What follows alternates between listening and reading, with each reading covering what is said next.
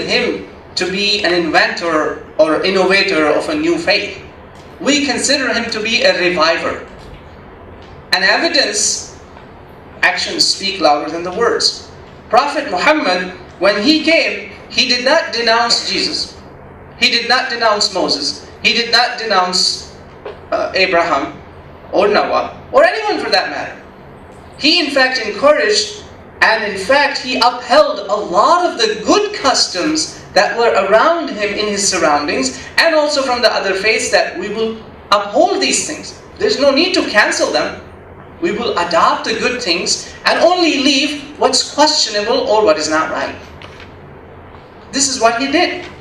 That is why Prophet Muhammad actually first, or God, we say God told him to come up with this term called people of the scripture. He invited mankind for the first time